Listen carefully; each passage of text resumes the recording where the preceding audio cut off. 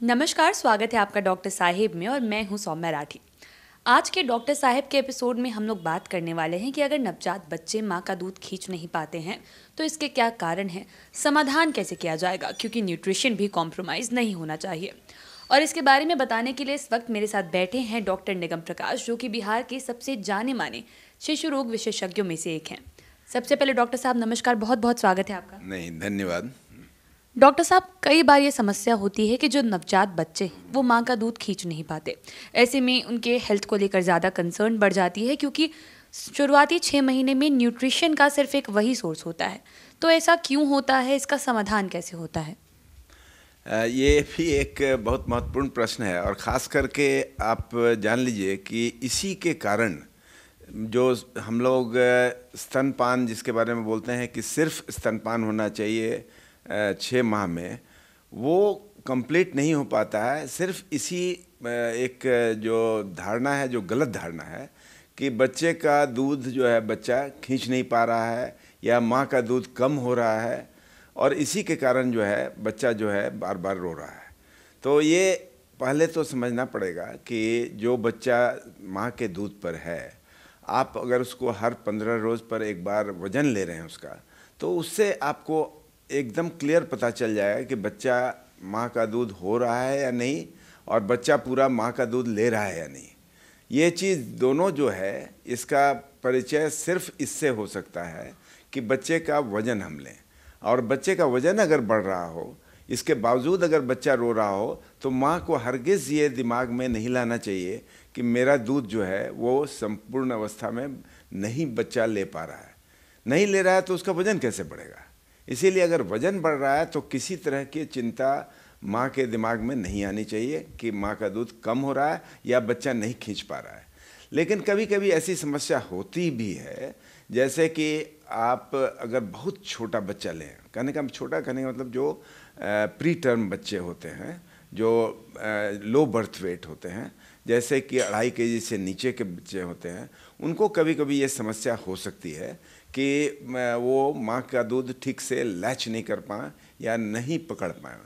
तो इसके लिए आप जान लीजिए कि पहले तो माँ का स्तन अगर सब कुछ ठीक है, तो बच्चे को देखना पड़ेगा कि बच्चे की पोजीशनिंग ठीक है या नहीं, माँ के गोद में वो सही तरीके से है या नहीं।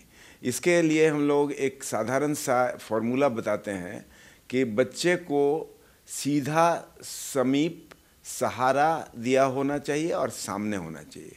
तो ये 400 अगर साथ में है तो बच्चे का पोजीशन सही है। अगर बच्चे को आपने सीधा नहीं रखा हुआ है, बच्चे को टेढ़ा मेढ़ा रखा हुआ है, तो बच्चा ठीक से स्तनपान नहीं कर पाएगा। अगर पानी पीना हो, अगर गर्दन ऐसे टेढ़ा हो मेरा, तो हम पानी नहीं पी पाएंगे। तो ऐसी ही समस्या बच्चों में भी होती है। तो सीधा होना जरूरी है। तो सीधा, समीप, समीप का मतलब होता है बच्चा शुड बी क्लोज टू, कहने का मतलब बच्चा माँ के बिल्कुल करीब हो। ये एक बहुत इम्पॉर्टेंट है। ये नहीं कि माँ बच्चे को थोड़ा दूर से दूध पिला रही हूँ, तो वो उससे नहीं बच्चा ठीक से पकड़ पाएगा। तो बच्चे को क्लोज होना चाहिए।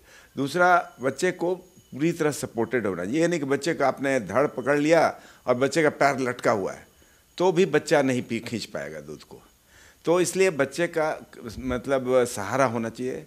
तो सीधा, समीप, सहारा और सामने। सामने करने का मतलब बच्चा जो है वो फेस करना चाहिए माँ को, बच्चा इस तरफ फेस नहीं करना चाहिए, तो बच्चा दूध नहीं पकड़ पाएगा। तो इन सभी चीज़ों का एक हम लोग को फुलफिलमेंट करना पड़ेगा अगर हम लोग सही ढंग से बच्चे को चाहते हैं कि वो दूध खींच पाए।